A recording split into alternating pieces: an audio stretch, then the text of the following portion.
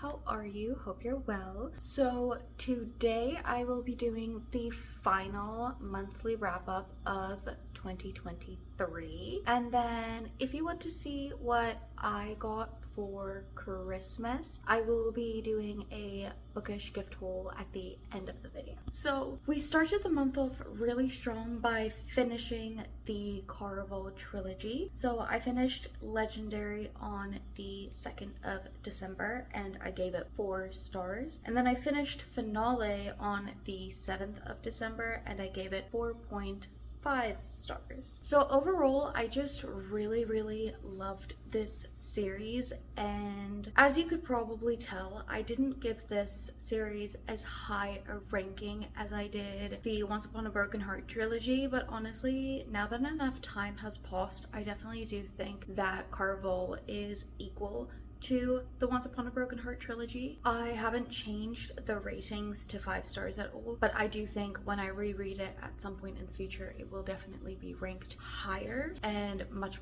closer to 5 stars than they currently are, which says a lot because they're all 4 and up, so yeah. But I really did enjoy the series. I absolutely love Stephanie Garber's writing.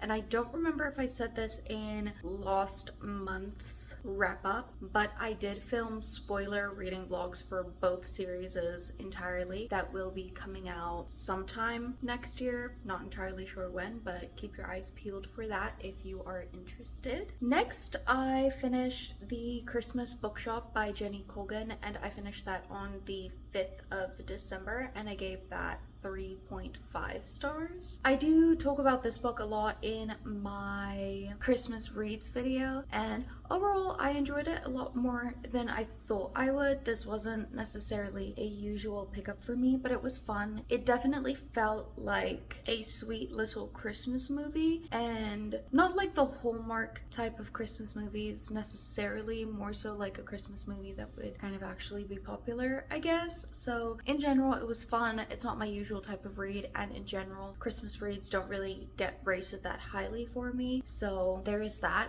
But I did enjoy it and I do recommend it, and I will be picking up the sequel next year. And basically what this book is about is the main character, Carmen, gets laid off because the department store she's working at closes, so then she moves in with her sister, who she doesn't have a great relationship with, and her sister is a lawyer, so she's basically helping her sister's client revitalize his bookshop so that it can be sold at a profit. And it's basically just a cute little slice of life story about all of the characters, and it's fun and heartwarming at the end of the day. Next, I finished Autumn's Traitor by Hannah Parker on the 13th of December, and I gave that 2 stars, unfortunately. So this is book 2 in a trilogy. The first book was Autumn's Tithe, and I believe I read that in October, and obviously I didn't really enjoy this one as much. I don't really know what it is specifically that I dislike, but I'll finish the trilogy when book 3 eventually comes out. However, I don't think I would pick up this author's work again. The writing style personally just isn't for me, and then I don't know, the plot wasn't that interesting. I stopped caring about the characters, and I wouldn't say this is a bad book by any means, but in general, I just personally don't prefer it, I guess you could say. So yeah, that being said though, I have no idea when the 3rd book comes out. I have not seen any release updates on it, so if you are interested in reading this trilogy, I would definitely recommend just waiting a little bit. And then I'm not going to tell you what it's about because obviously it's the sequel in a trilogy, so I don't want to spoil anything in the first book. Next, on the 15th of December, I did finish my reread of Once Upon a Broken Heart. I'm currently rereading The Ballad of Never After, and I might finish that this month. I'm not sure, but same opinions as when I read it the first time. I'm literally just rereading it to annotate it, so there you go. On the 19th of December, I finished The Wife Upstairs by Rachel Hawkins, and I gave that 3.75 stars. Basically what this book is about this girl who is a dog walker in like a rich neighborhood in Alabama, and then she ends up getting with one of the rich guys who is a widow, and obviously they all have secrets. It's a mystery thriller, so I'm not going to say much more about that, but when she gets with him, secrets start to unfurl a little bit about his dead wife and her dead best friend.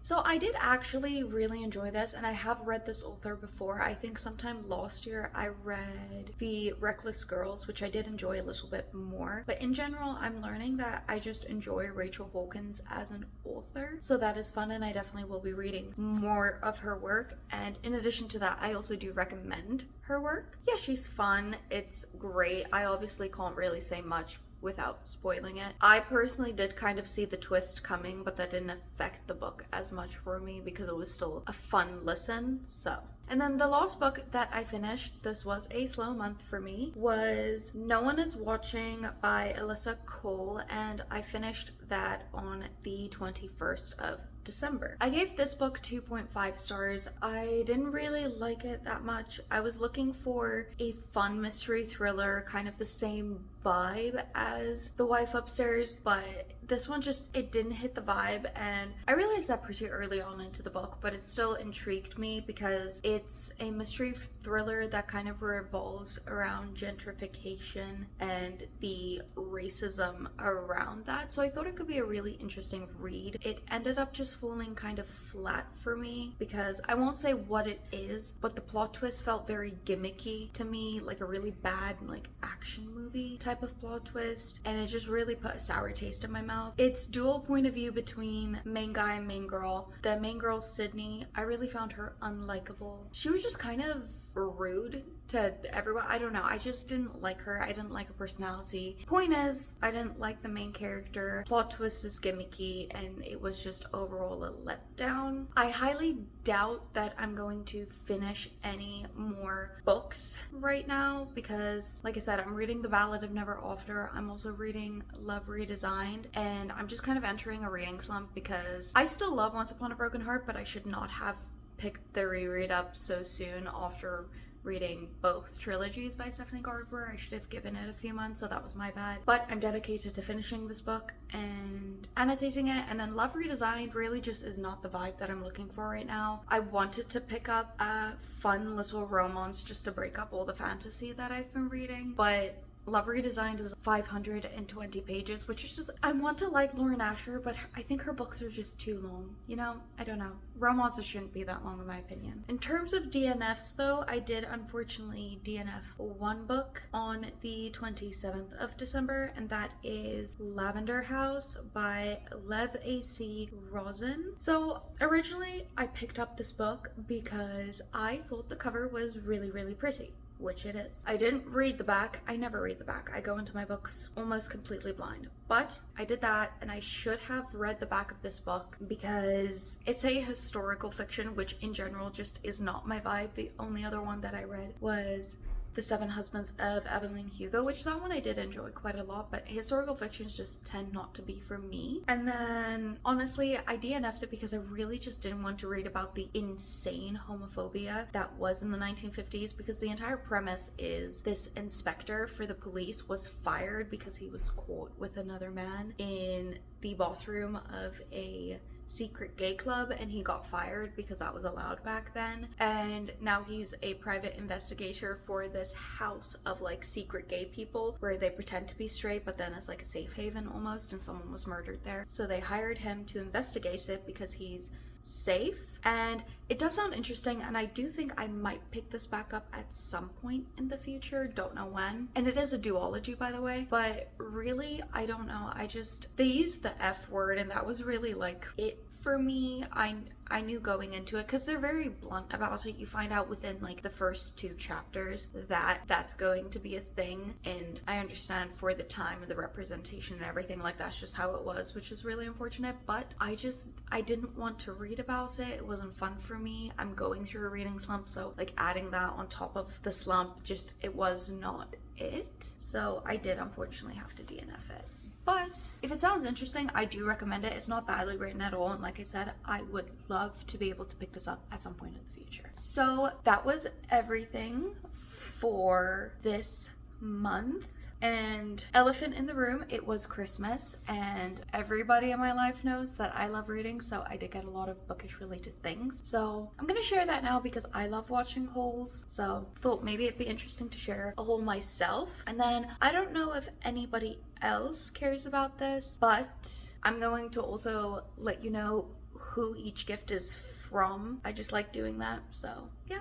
But let's get started. So first gifts that I'm going to be talking about is from my boyfriend's mom. First, she gave me these really cute bookish socks. So there's these little ones with the owl sitting on a book, and then there is these cute little sloth ones where he's just hanging out with a little book and yeah, just sleeping on his little book. Which, if you can't tell, I really like sloths. They are one of my favorite animals. Next, I got this little bookworm one, which is also so cute. And then last but not least, I got these little cat ones that says, "Shh, I'm reading," which is absolutely adorable. She got me book 2 of the Sheperd King series. I don't own book 1. She was going to give me book 1, but she said she couldn't find it anywhere. It's sold out everywhere. So I am going to buy book 1 next time I go to the bookstore, which is perfectly fine because my boyfriend's dad actually gave us a bunch of gift cards, one of which is to the bookstore, so I'm gonna go use that to buy book 1 for this. And then she went all out for me this year.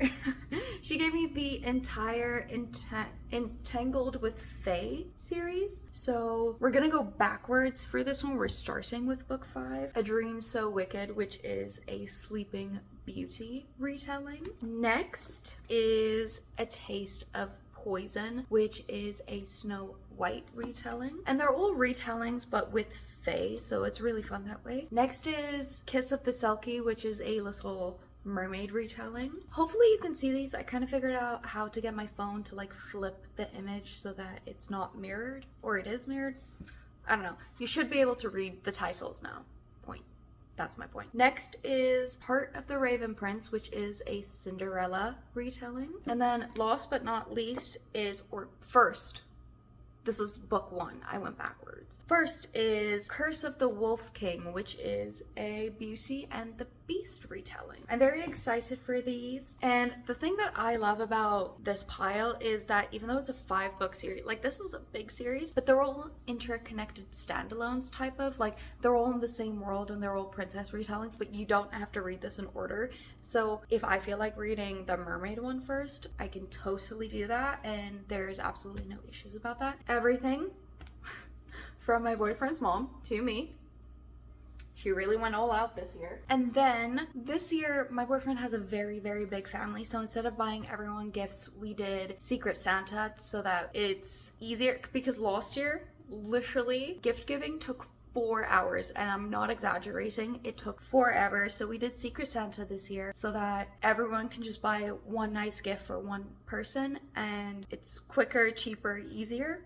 So my Secret Santa ended up being my boyfriend's cousin's best friend who attends like every Christmas. And the first thing he got was this really cool Kindle case, which has like a little stand so you can like put it up, and then also a little holder so that you can hold it. And I'm gonna be very honest with you all right now. This is actually technically from my boyfriend, but just given to me through his cousin's best friend, because literally everything he got me, I told him I wanted. I was like, oh, can I show you everything I want? Because I just like talking about books and stuff. Next is actually a book that my boyfriend found in a bookstore while we were on holiday, and he said he thinks I'd really enjoy it. That would be To Kill a Shadow, and it's sprayed edges. This book is like stunning. Let me show it to you without the dust jacket. It's this gorgeous like white with the purple foiling. It's just so pretty. It's a YA fantasy. Not entirely sure what it's about, but I've kind of just gotten to a point where if my boyfriend says, I think you'd like it, I will read it, and I normally end up liking it. He has very few fails,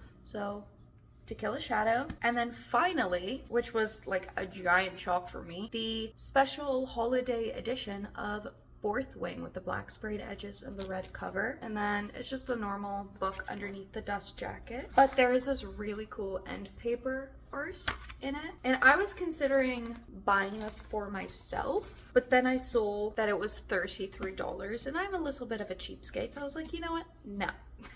I'm not spending that much money on one book. Then I ended up guessing this from my Secret Santa, which was a really nice little surprise. And then the final thing that I got that's bookish, that is from my parents, that I have been so annoying about, is the UK editions of Once Upon a Broken Heart. I have not stopped staring at these. I've been so excited. Unfortunately, this isn't the Waterstones exclusive edition, which is really lame because I think that's the one that I like sent them. So I don't have the alternate epilogue, which is lame, but I did find it online. I have read all 3 alternate endings, and I do have like a copy saved somewhere digitally. So it's not that big of a deal. Plus, look at it. It's fine. I don't care. I have them. Look at them.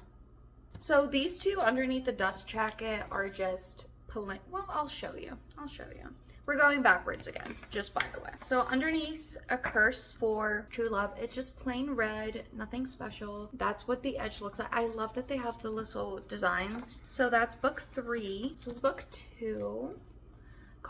I'm so in love with these. They're so absolutely stunning that I'm overwhelmed. I just go to my bookshelf and I stare at these and I like look at them like a little freak. So just plain like egg white, what you know. And then that's what this looks like. It has a cute little dragon, which I love.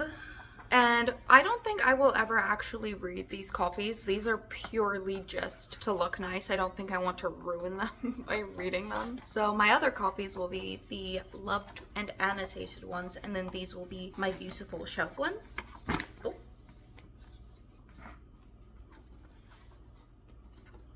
I've never struggled putting on a dust jacket as much as I am right now. And then finally we have book 1, which this one surprised me because I opened them backwards too. Like I was giving them A Curse, the Ballad, Once Upon. So back and front, just normal. I was like, oh yeah. It's signed. Oh, shut up. What? You just saw me see that for the first time. What the hell? This is a, what? A Hotterscape Vault Edition. Oh, okay. Wow.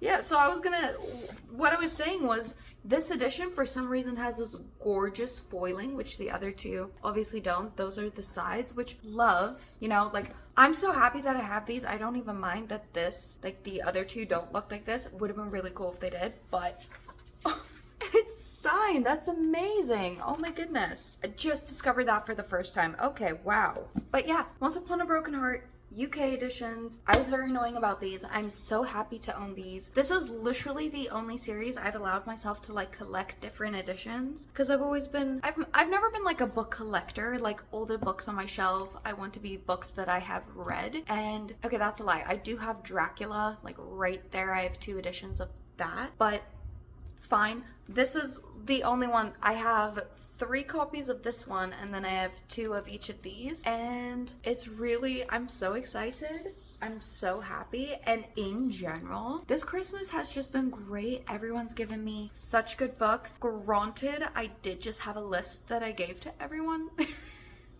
that asked, but it's really great. I have 3 special editions, 1 of which is signed, 2 of which have sprayed edges. I have an entire series I've been dying to read. I have book 2 of a series that I'm dying to read. I'm so excited to go by book 1, and this has just been really, really great. So, Merry Christmas, I guess. If you celebrate, of course, if you celebrate something else, whatever the saying is for that holiday, because I'm not entirely sure. I know there's Hanukkah that is at the same time as Christmas-ish at some point in December, and then I know obviously there's Christmas. I don't know if there's any other holidays that are celebrated this month or in this season, but just happy holidays in general to whatever you celebrate. If you do celebrate a gift-giving holiday. Please let me know what you got, and I hope you had a great time spending it with whoever you were spending it with. And if you like me or my videos, I would really appreciate a like, comment, and subscribe if you feel like it. I hope you have a wonderful day and rest of your year and new year. So thank you so much. Bye.